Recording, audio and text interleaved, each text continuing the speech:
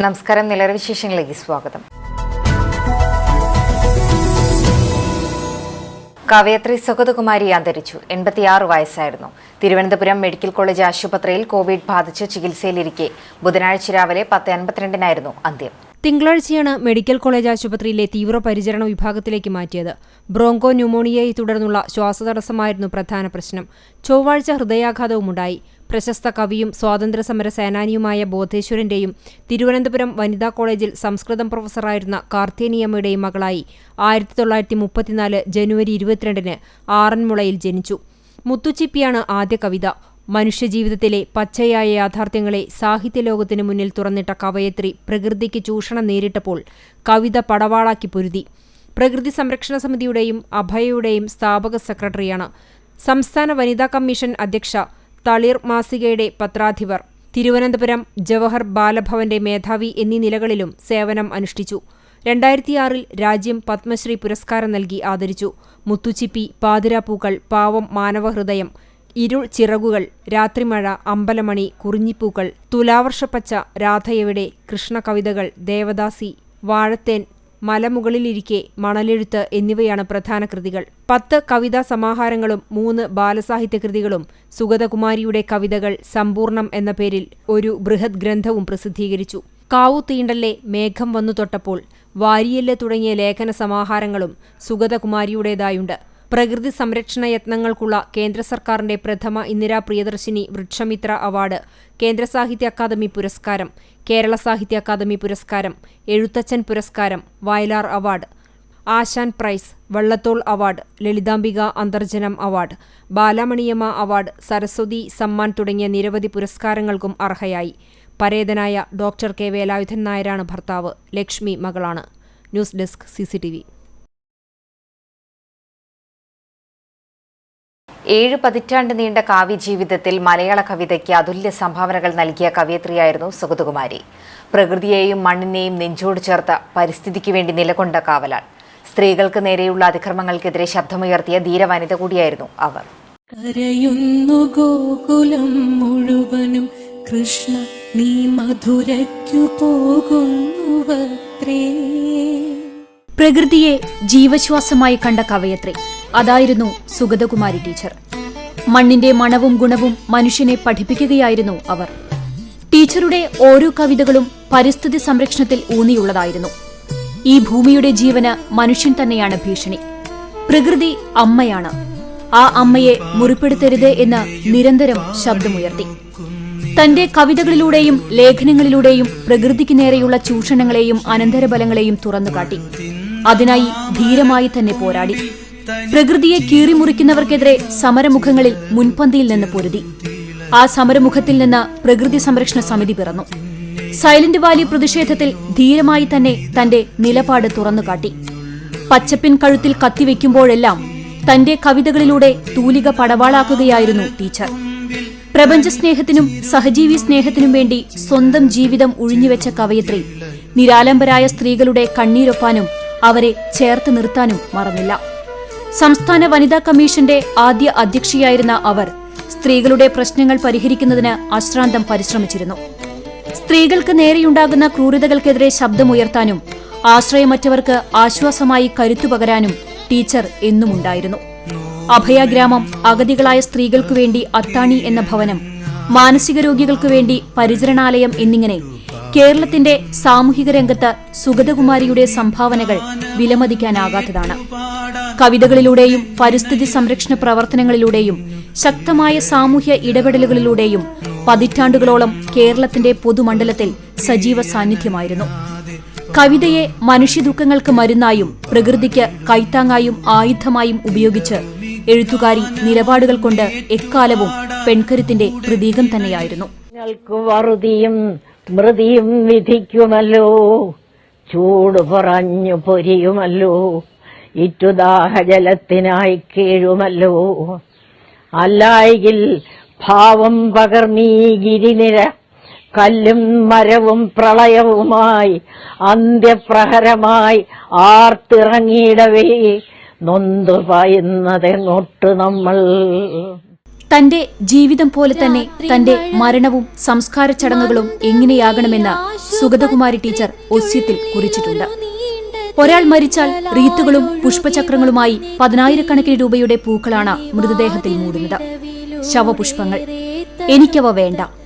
മരിച്ചവർക്ക് പൂക്കൾ വേണ്ട. ജീവിച്ചിരിക്കുമ്പോൾ ഇത്തിരി സ്നേഹം തരിക, അതുമാത്രം മതി. മരിക്കുന്നത് ആശുപത്രിയിലാണെങ്കിൽ എത്രയും വേഗം അവിടെ നിന്ന് വീട്ടിൽ കൊണ്ടുവരണം. തൈക്കാട്ടെ ശ്മശാനമായ ശാന്തി കവാടത്തിൽ ആദ്യം കിട്ടുന്ന സമയത്ത് ദഹിപ്പിക്കണം. ആരെയും കാത്തിരിക്കരുത്. പോലീസുകാർ ചുറ്റിലും നിന്ന് ആചാരവെടി മുഴക്കരുത്. ശാന്തി കവാടത്തിൽ നിന്ന് കിട്ടുന്ന ഭസ്മം ശംഖുമുഖത്ത് കടലിൽ ഒഴുക്കണം. സഞ്ചയനവും വേണ്ട, 16 വേണ്ട, സദ്യയും കാപ്പിയും ഒന്നും വേണ്ട. കുറച്ച് പാവപ്പെട്ടവർക്ക് ആഹാരം കൊടുക്കാൻ താൻ ഏർപ്പാട് ചെയ്തിട്ടുണ്ട്. അതുമതി. അനുശോചന യോഗമോ സ്മാരക പ്രഭാഷണങ്ങളോ ഒന്നും വേണ്ട. അങ്ങനെ ആ രാത്രി മഴ ശാന്തമായി തന്നെ പെയ്തൊഴിഞ്ഞു.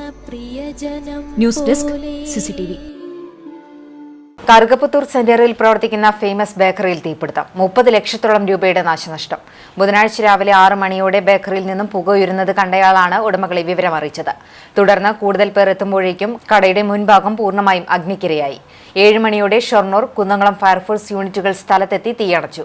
ചാലിശ്ശേരി പോലീസും സ്ഥലത്തെത്തിയിരുന്നു. ക്രിസ്തുമസ്, ന്യൂ ഇയർ പ്രമാണിച്ച് കടയിൽ വലിയ തോതിലുള്ള ഉൽപ്പന്നങ്ങൾ ഉണ്ടായിരുന്നതായി ഉടമകൾ പറയുന്നു. ഷോർട്ട് സർക്യൂട്ടാണ് തീപിടുത്തത്തിന് കാരണമെന്നാണ് പ്രാഥമിക നിഗമനം. ബ്രോ കട്ടിയണേ. പുതിയ പഞ്ചായത്ത് ഭരണസമിതി സത്യപ്രതിജ്ഞ ചെയ്ത് അധികാരത്തിലേറിയതോടെ വികസന മുന്നേറ്റ പ്രതീക്ഷയിലാണ് നാട്ടുകാർ. പഞ്ചായത്തിൽ മുൻഗണനാ അടിസ്ഥാനത്തിൽ നടപ്പിലാക്കേണ്ട വികസന പ്രവർത്തനങ്ങളിന്മേലുള്ള ചർച്ചകൾ നാടെങ്ങും സജീവമാണ്. സമൂഹ മാധ്യമങ്ങളിലൂടെ യുവാക്കളും തങ്ങളുടേതായ വികസന കാഴ്ചപ്പാടുകൾ മുന്നോട്ട് വയ്ക്കുന്നുണ്ട്. വേനൽക്കാലങ്ങളിൽ തൃത്താലയിലെ ഉയർന്ന പ്രദേശങ്ങളിൽ അനുഭവപ്പെടുന്ന കുടിവെള്ളക്ഷാമം, തൃത്താല സെന്റർ ഉൾപ്പെടെയുള്ള റോഡരികുകളിലെ മാലിന്യം തള്ളൽ എന്നിവയ്ക്ക് ശാശ്വത പരിഹാരം വേണമെന്നാണ് നാട്ടുകാരുടെ ആവശ്യം. നിളാനദീ സംരക്ഷണം, പുഴയിലേക്കുള്ള മാലിന്യം തള്ളലിന് പരിഹാരം, തൃത്താലയ്ക്ക് സ്വന്തമായൊരു കളിസ്ഥലം, തൃത്താല സർക്കാർ ആശുപത്രി നവീകരണം തുടങ്ങിയവയെല്ലാം തൃത്താലയിലെ സാധാരണക്കാരുടെ ആവശ്യങ്ങളാണ്. സർക്കാർ ആശുപത്രിയിൽ കിടത്തിൽ ചികിത്സ ആരംഭിക്കണം. ആശുപത്രിയിൽ പ്രസവ ശുശ്രൂഷയ്ക്കുള്ള പ്രസവ വാർഡ് അടക്കമുണ്ടായിട്ടും കിടത്തി ചികിത്സ ഇല്ലാത്തതിനാൽ ഇതിന്റെ പ്രയോജനം നാട്ടുകാർക്ക് ലഭിക്കുന്നില്ല. തൃത്താല വീക്കക്കടവ് റോഡിൽ വിവിധ ഭാഗങ്ങളിൽ മാലിന്യം തള്ളൽ അതിരൂക്ഷമാണ്. ഇതോടെ ഈ ഭാഗത്തെ നെൽകർഷകർ കൃഷി ഉപേക്ഷിക്കാനൊരുങ്ങുകയാണ്. ഈ ഭാഗത്ത് നിരീക്ഷണ ക്യാമറകൾ സ്ഥാപിച്ച് മാലിന്യം തള്ളലിന് അറുതി വരുത്തണമെന്നാണ് നാട്ടുകാരുടെ ആവശ്യം. മാത്രമല്ല, തൃത്താലയിലെ ഉയർന്ന പ്രദേശങ്ങൾ കേന്ദ്രീകരിച്ചുള്ള കുന്നിടിക്കലും വ്യാപകമാണ്. പ്രകൃതി രമണീയമായ കുന്നുകൾ ഏറെയുള്ള മുടവന്നൂരിൽ പല കുന്നുകളും അപ്രത്യക്ഷമായി കഴിഞ്ഞു. ശേഷിക്കുന്ന ഏതാനും കുന്നുകളിൽ അനധികൃത ഖനന പ്രവർത്തനങ്ങളും നടക്കുന്നുണ്ട്. ഇതോടെ വേനൽക്കാലത്തിന് മുൻപ് തന്നെ ഇവിടെ വരൾച്ച അനുഭവപ്പെടും. തൃത്താലയ്ക്ക് സ്വന്തമായൊരു കളിസ്ഥലം വേണമെന്ന ആവശ്യമാണ് യുവാക്കൾക്കിടയിലുള്ളത്. തൃത്താല സർക്കാർ ആശുപത്രിക്ക് സമീപം നശിച്ചുകൊണ്ടിരിക്കുന്ന ഇൻഡോർ സ്റ്റേഡിയം നവീകരിക്കണമെന്നാണ് ഇവരുടെ ആവശ്യം. സ്റ്റേഡിയത്തിനരികിൽ സെവൻസ് ഫുട്ബോൾ മൈതാനവും നീന്തൽ പരിശീലനത്തിനായി നീന്തൽക്കുളവും നിർമ്മിക്കണം എന്ന ആവശ്യങ്ങളാണ് തൃത്താലക്കാർ പ്രധാനമായും മുന്നോട്ടുവയ്ക്കുന്നത്. CCTV news, Thrithala. ജലസേചന മാർഗമില്ലാത്തതിനാൽ പെരിങ്ങോട് തെരമംഗലം പാടശേഖരത്തിലെ ഏക്കർ കണക്കിന് നെൽപ്പാടങ്ങളിലെ നെൽകൃഷി ഉണങ്ങൽ ഭീഷണിയിൽ. നെൽപ്പാടങ്ങളിലേക്ക് വെള്ളം എത്തിച്ചിരുന്ന തോടുകൾ വേനലെത്തും മുൻപ് തന്നെ വറ്റിവരണ്ടതോടെ കർഷകർ ജലസേചനത്തിന് മറ്റു മാർഗങ്ങളൊന്നുമില്ലാതെ ദുരിതത്തിലായി. ആദ്യവിള വെള്ളം കയറി നശിച്ചതോടെ രണ്ടാം വിള നെൽകൃഷി ഇറക്കിയ കർഷകർക്ക് ഇരട്ടി ദുരിതം നൽകി ഉണക്കു ഭീഷണിയുമെത്തി. 100 ഏക്കറിലധികം വരുന്ന പാടശേഖരത്തിൽ 50-ലേറെ കർഷകരാണ് ഇത്തവണ രണ്ടാം വിള നെല്ല് കൃഷിയിറക്കിയത്. ചില കർഷകർ കുഴൽക്കിണർ കുഴിച്ച് ജലസേചന മാർഗം കണ്ടെത്തിയെങ്കിലും ഭൂരിഭാഗം കർഷകർക്കും സാമ്പത്തിക ബുദ്ധിമുട്ട് മൂലം ഇതിനും സാധിക്കുന്നില്ല. നിലവിൽ മൂപ്പെത്തി കൊയ്തെടുക്കാറായ നെൽപ്പാടങ്ങൾ വെള്ളമില്ലാതെ വരണ്ട് വിണ്ടുകീറി കിടക്കുകയാണ്. ഉണക്ക് ഭീഷണിക്കിടയിൽ കാട്ടുപന്നികളുടെ ഉപദ്രവവും കർഷകർക്കുണ്ട്. പല ദിവസങ്ങളിലും നെൽച്ചെടികൾ കാട്ടുപന്നികൾ കുത്തിമറിക്കുന്നത് പതിവാണ്. കൂടാതെ മയിലിന്റെ ഉപദ്രവവുമുണ്ട്. പാടങ്ങളിലേക്കുള്ള മാലിന്യം തള്ളലും കർഷകരെ ബുദ്ധിമുട്ടിലാക്കി. തദ്ദേശ സ്വയംഭരണ സ്ഥാപനങ്ങൾ മുൻകൈയെടുത്ത് പാടശേഖരത്തിലേക്ക് ജലസേചന സംവിധാനം ഒരുക്കണമെന്നാണ് കർഷകരുടെ ആവശ്യം. CCTV news, Thrithala. ഇടവേള. CCTVയിലൂടെ നിങ്ങളുടെ പ്രിയപ്പെട്ടവർക്ക് തീർത്തും സൗജന്യമായി ആശംസകൾ നേരാം. ജന്മദിനം, വിവാഹം, വിവാഹ വാർഷികം തുടങ്ങിയ അവിസ്മരണീയ ആഘോഷവേളകളിൽ നിങ്ങളുടെ പ്രിയപ്പെട്ടവർക്ക് CCTVയിലൂടെ തികച്ചും സൗജന്യമായി ആശംസകൾ നേരാം. അതിനായി ഫോട്ടോയും വിശദാംശങ്ങളും മെയിൽ അയയ്ക്കുകയോ അല്ലെങ്കിൽ ഓഫീസിൽ വൈകിട്ട് 4 മണിക്കുള്ളിൽ നേരിട്ടെത്തി നൽകുകയോ ചെയ്യാം. WhatsApp number 89 43 35 14 00. Mail ID cctvnews@gmail.com. ആശംസകൾ മെയിൽ അയക്കുന്നവരും വാട്സ്ആപ്പ് ചെയ്യുന്നവരും നിർബന്ധമായും ഓഫീസിൽ വിളിച്ച് ഉറപ്പുവരുത്തേണ്ടതാണ്. കൂടുതൽ വിവരങ്ങൾക്ക് 89 43 35 14 00, 89 43 35 14 26. നമ്പറുകൾ ഒരിക്കൽ കൂടി 89 43 35 14 00, 89 43 35 14 26. CCTV, നിങ്ങളുടെ സ്വന്തം പ്രാദേശിക ചാനൽ. വാർത്തയിലേക്ക്. ഡിസംബർ 23 ദേശീയ കർഷക ദിനം. ഒരു കാർഷിക രാജ്യമായ ഭാരതത്തെ സംബന്ധിച്ചിടത്തോളം ഈ ദിനാചരണം അതിന്റെ സ്വാതന്ത്ര്യ ദിനത്തോളം തന്നെ പ്രാധാന്യം ലഭിക്കപ്പെടേണ്ടതാണ്. എന്നാൽ നമ്മെ അന്നമൂട്ടുന്നവർ ഇന്ന് അതിജീവനത്തിനായി ആഴ്ചകളിലായി തെരുവിലാണ്. കാലാവസ്ഥാ വ്യതിയാനം, ജലസേചനത്തിനുള്ള സൗകര്യമില്ലായ്മ, വിളനാശം, കോർപ്പറേറ്റ് ഭീമന്മാരുടെ ഇടപെടൽ, ഒപ്പം പലപ്പോഴുമുണ്ടാകുന്ന ഭരണകൂടങ്ങളുടെ തെറ്റായ നയങ്ങളും. ഇന്ത്യയിലെ കർഷകന് വിളവുൽപ്പാദിപ്പിക്കാൻ മുടക്കുപണം തിരിച്ചു ലഭിക്കാൻ അതിർത്തിയിലെ പട്ടാളക്കാരൻ്റെ അത്രത്തോളമോ അതിൽ കൂടുതലോ കഷ്ടപ്പാടുണ്ട്. അതുകൊണ്ട് തന്നെയാവണം ജയ് ജവാൻ ജയ് കിസാൻ എന്ന മുദ്രാവാക്യം ഈ മണ്ണിൽ ഉറക്കെ മുഴങ്ങിയത്. ഒന്നുകിൽ വരൾച്ച, അല്ലെങ്കിൽ മഹാപ്രളയം. രണ്ടായാലും കർഷകന്റെ മനസ്സിൽ തീയാണ്. വരണ്ട് വിണ്ടുകീറുന്ന പാടങ്ങൾ അവൻ്റെ ഹൃദയം കൂടിയാണ്. വരൾച്ചയുടെയും മഹാപ്രളയത്തിൻ്റെയും മുഖ്യ കാരണമായി ശാസ്ത്രലോകം ചൂണ്ടിക്കാട്ടുന്നത് കാലാവസ്ഥാ വ്യതിയാനമാണ്. ഇതിൻ്റെ ക്ലാസിക്കൽ ഉദാഹരണമായി നമ്മുടെ നാട് മാറിക്കൊണ്ടിരിക്കുന്നു. അതുകൊണ്ട് തന്നെ ഇനിയുള്ള കാലം പരിസ്ഥിതിയെ മുഖ്യസ്ഥാനത്ത് നിർത്തിക്കൊണ്ടുള്ളതാകണം കാർഷിക മേഖലയിലെ ഇടപെടലുകൾ. വെള്ളത്തിൻ്റെ സ്വാഭാവികമായ ഒഴുക്കിനെ തടയുന്ന തരത്തിൽ നീർച്ചാലുകൾ നികത്തിയും മലയും കുന്നും ഇടിച്ചു നിരത്തിയും വയലുകൾ നികത്തിയും തണ്ണീർത്തടങ്ങളും ജലസ്രോതസ്സുകളും ഇല്ലായ്മ ചെയ്തും മുന്നോട്ടു പോകുമ്പോൾ മഹാദുരന്തത്തിൻ്റെ പടികളാണ് നാം അതിവേഗം ചവിട്ടിക്കയറുന്നത്. ഇനി വരുന്നൊരു തലമുറയ്ക്ക് ഇവിടെ വാസം സാധ്യമോ എന്ന് കവി ചോദിക്കുന്നത് അതുകൊണ്ടാണ്. താനൊരു കർഷകനാണെന്ന് സ്വയം പരിചയപ്പെടുത്തി അധികാരത്തിലേറിയ സാധാരണക്കാരിൽ സാധാരണക്കാരനായ മുൻ പ്രധാനമന്ത്രി ചരൺ സിംഗിൻ്റെ ജന്മദിനമാണ് ദേശീയ കാർഷിക ദിനമായി ആചരിക്കുന്നത്. ആ ഭാരതം ഇന്ന് കർഷക പ്രക്ഷോഭങ്ങളിൽ മുഖരിതമാണ്. നാടിൻ്റെ തെരുവുകളിൽ കന്നുകാലികളും ട്രാക്ടറുകളുമായി അവർ ഒത്തുകൂടിയിരിക്കുന്നു. ആനുകൂല്യങ്ങൾക്കും എന്തെങ്കിലും അംഗീകാരങ്ങൾക്കും വേണ്ടിയല്ല, അതിജീവനത്തിന് വേണ്ടി മാത്രം. ഉഴുതുണ്ണുന്നവനെ തൊഴുതുണ്ണണമെന്നാണ് പഴമക്കാർ പറഞ്ഞിരുന്നത്. കർഷകനെ ആദരിക്കുന്ന ഒരു സമൂഹത്തിന് മാത്രമേ അങ്ങനെ ചിന്തിക്കാൻ സാധിക്കൂ. ഭരണകൂടം പിടിവാശുപേക്ഷിച്ച് അന്നം തരുന്ന കർഷകർക്കൊപ്പം നിലകൊള്ളേണ്ടതുണ്ട്. അവരില്ലെങ്കിൽ നമ്മളില്ല തന്നെ. News desk CCTV. Vallapuzha service സഹകരണ ബാങ്കിന്റെ പുതിയ ഭരണസമിതി അധികാരത്തിൽ വന്നു. കളത്തിൽ അഷറഫാണ് പുതിയ പ്രസിഡന്റ്. UDF ഭരിക്കുന്ന വല്ലപ്പുഴ സർവീസ് സഹകരണ ബാങ്കിന്റെ 13-അംഗ പുതിയ ഭരണസമിതിയാണ് നിലയിൽ വന്നത്. ഇത്തവണ കോൺഗ്രസിനാണ് പ്രസിഡന്റ് സ്ഥാനം. കോൺഗ്രസിലെ കളത്തിൽ അഷറഫിനെ പ്രസിഡന്റായും മുസ്ലിം ലീഗിലെ ബഷീറിനെ വൈസ് പ്രസിഡന്റായും തിരഞ്ഞെടുത്തു. 19-നായിരുന്നു തിരഞ്ഞെടുപ്പ് നടന്നത്. 13-അംഗ കമ്മിറ്റിയിൽ 5 പേർ എതിരില്ലാതെ തിരഞ്ഞെടുക്കപ്പെട്ടിരുന്നു. തുടർന്നാണ് ബാക്കി 8 പേരെയും തിരഞ്ഞെടുത്തത്. ബാങ്കിന്റെ പേങ്ങാട്ടിയിലെ ഹെഡ് ഓഫീസിലായിരുന്നു ചടങ്ങ്.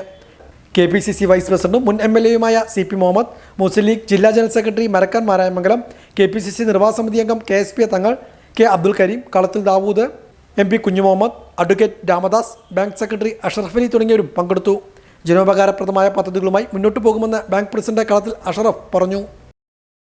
പഴയ ഭരണസമിതി നല്ല പ്രവർത്തനങ്ങൾ കാഴ്ചവച്ചതിൻ്റെ തുടർ കാര്യങ്ങളും പുതുതായി ജനങ്ങൾക്ക് ഉപകാരപ്പെടുന്ന സാധാരണക്കാർ ഏറ്റവും കൂടുതൽ ആഗ്രഹിക്കുന്നത് ഈ കോപ്പറേറ്റീവ് ബാങ്കുകളാണ്. എന്തായാലും സാധാരണക്കാർക്ക് ഉപകാരപ്പെടുന്ന പദ്ധതികളും കാര്യങ്ങളും ആലോചിക്കുന്നത്. പട്ടാമ്പിയിൽ കർഷകർക്കായി അഗ്രോ ക്ലിനിക് പരിശീലന പരിപാടി സംഘടിപ്പിച്ചു. 3 ദിവസങ്ങളിലായി മണ്ഡലത്തിലെ വിവിധ ഭാഗങ്ങളിലാണ് പരിശീലനം നടത്തുന്നത്. പട്ടാമ്പി ബ്ലോക്ക് തല കാർഷിക വിജ്ഞാന കേന്ദ്രത്തിന്റെ കീഴിൽ വെള്ളായണി കാർഷിക കോളേജിലെ അവസാന വർഷ ബിരുദ വിദ്യാർത്ഥികളാണ് ഗ്രാമീണ കാർഷിക പ്രവൃത്തി പരിചയ പരിപാടി നടത്തുന്നത്. ഇതിന്റെ ഭാഗമായാണ് കൊടലൂർ, തിരുവേഗപ്പുറ, വെളിയൂർ പഞ്ചായത്തുകളിലായി അഗ്രോ ക്ലിനിക് നടത്തുന്നത്. 3 ദിവസങ്ങളിലായാണ് പരിപാടികൾ നടത്തുന്നത്. ക്ലിനിക്കിലേക്ക് കർഷകർ കൊണ്ടുവരുന്ന കീടബാധയുള്ളതും പോഷകക്കുറവുള്ളതുമായ സസ്യഭാഗങ്ങൾ വിദഗ്ധമായി പരിശോധിക്കുകയും അനുയോജ്യമായ പരിഹാരമാർഗ്ഗങ്ങൾ നിർദ്ദേശിക്കുകയും ചെയ്യുന്നുണ്ട്. കൂടാതെ കാർഷിക വിള പരിപാലനം, പഴപ്പച്ചക്കറി സംസ്കരണം, അടുക്കള ജൈവമാലിന്യ സംസ്കരണം, മറ്റു കാർഷിക വിഷയങ്ങൾ എന്നിവയിൽ സംശയ നിവാരണവും പ്രവൃത്തി പരിചയ മേളയുടെ ഭാഗമായി നടത്തുന്നുണ്ട്. പട്ടാമ്പി കൊടലൂർ സ്കൂളിൽ ആരംഭിച്ച അഗ്രോ ക്ലിനിക് നഗരസഭാ കൗൺസിലർ P. വിജയകുമാർ ഉദ്ഘാടനം ചെയ്തു. പ്രദർശന പരിപാടിയുടെ ഉദ്ഘാടനം കൗൺസിലർ TP ഷാജി നിർവഹിച്ചു. വിൽപ്പന കൗണ്ടറിന്റെ ഉദ്ഘാടനം കൗൺസിലർ സെയ്തലവിയും നിർവഹിച്ചു. കൗൺസിലർ മുനീസ ഉനൈസ് അധ്യക്ഷയായിരുന്നു. പട്ടാമ്പി ബ്ലോക്ക് തല കൃഷി വിജ്ഞാന കേന്ദ്രം നോഡൽ ഓഫീസർ B ഷൺമുഖസുന്ദരം പദ്ധതി വിശദീകരണം നടത്തി. പട്ടാമ്പി കാർഷിക ഗവേഷണ കേന്ദ്രം മേധാവി ഡോക്ടർ K കാർത്തികേയൻ മുഖ്യപ്രഭാഷണം നടത്തി. ശ്വേത B നായർ, പട്ടാമ്പി കൃഷി assistant director KP Deepa, AO Rajalakshmi, Ramakrishnan, Muhammad Kutty, Parameswaran, P അലീഗ തുടങ്ങിയവരും പങ്കെടുത്ത് സംസാരിച്ചു. ബുധനാഴ്ച തിരുവേഗപ്പുറയിലും വ്യാഴാഴ്ച വെളിയൂരിലുമാണ് അഗ്രോ ക്ലിനിക്കുകൾ നടത്തുക. ലീഡർ K കരുണാകരന്റെ 10ാം ചരമദിനത്തോടനുബന്ധിച്ച് പരുതൂരിൽ അനുസ്മരണം സംഘടിപ്പിച്ചു. രാവിലെ 9:30 പരുതൂർ നമ്പീശൻ പടിയിൽ വെച്ച് നടന്ന പരിപാടിയിൽ മണ്ഡലം പ്രസിഡന്റ് PT ഷംസുദ്ദീൻ അധ്യക്ഷനായി. ജില്ലാ പഞ്ചായത്ത് അംഗം കമ്മുക്കുട്ടി എടത്തോൾ ചടങ്ങിൽ ഉദ്ഘാടനം നിർവഹിച്ചു. സംസ്കാര സാഹിതി തൃത്താല നിയോജക മണ്ഡലം ചെയർമാൻ രാമദാസ് പരുതൂർ മുഖ്യപ്രഭാഷണം നടത്തി. 16ാം വാർഡംഗം അബി എടമന, 9ാം വാർഡംഗം നിഷിത ദാസ്, 10ാം വാർഡംഗം സൗമ്യ സുഭാഷ്, ആബിദലി അലിമാഷ്, നിസാർ മാസ്റ്റർ, ദാസ് പള്ളിപ്പുറം എന്നിവർ അനുസ്മരണം രേഖപ്പെടുത്തി. ഇജാസ് കൊടിക്കുന്ന്, ശശികുമാർ, കുട്ടൻ കാരമ്പത്തൂർ, Rishad Babu, Subhash Mudappakkad, NM Vasudevan, PT Saithali, MK Mustafa, AP Unnikuttan എന്നിവർ പങ്കെടുത്തു. ഇത്രയും അഴിമതി നിറഞ്ഞൊരു ഭരണം ഉണ്ടായിട്ട് പോലും CPMന്റെ നുണപ്രചരണങ്ങളും അവരുടെ പണാധിപത്യവും ഒരു പരിധിവരെ ചെറുത്തു തോൽപ്പിക്കാൻ നമുക്ക് കഴിഞ്ഞിട്ടില്ല എന്ന് സത്യം തുറന്നു പറയാൻ ഈ ലീഡറുടെ അനുസ്മരണം ഞാൻ ഉപയോഗിക്കുക. ലീഡർ ഉണ്ടായിരുന്നെങ്കിൽ ഒന്നുകൂടി ശൈലി മാറ്റി പിടിച്ചുകൊണ്ട് നമുക്ക് നമ്മുടെ ഈ തെരഞ്ഞെടുപ്പിൽ ഉജ്ജ്വല വിജയം നേടാൻ കഴിഞ്ഞിരുന്നു. അവിടെയാണ് അദ്ദേഹത്തിൻ്റെ ഒരു കഴിവ് കാണുന്നത്. KSEB അറിയിപ്പ്. പെരിങ്ങോട് സെക്ഷൻ പരിധിയിലുള്ള വൈദ്യുതി കുടിശ്ശിക അടയ്ക്കുവാനുള്ള എല്ലാ ഉപഭോക്താക്കളുടെയും വൈദ്യുതി കണക്ഷൻ 2021 ജനുവരി മാസം 1 മുതൽ വിച്ഛേദിക്കുന്ന നടപടികൾ ആരംഭിക്കുമെന്ന് അധികൃതർ അറിയിച്ചു. ഇനി നവമാധ്യമ കാഴ്ച.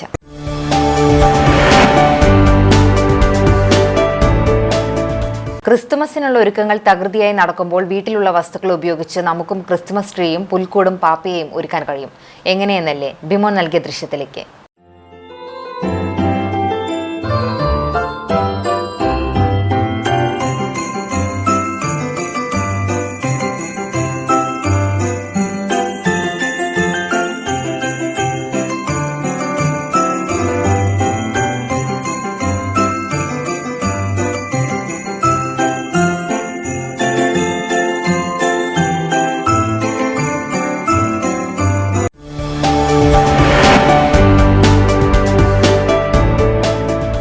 ഇതോടെ നിലവിലെ വിശേഷങ്ങൾ സമാപിക്കുന്നു. നമസ്കാരം.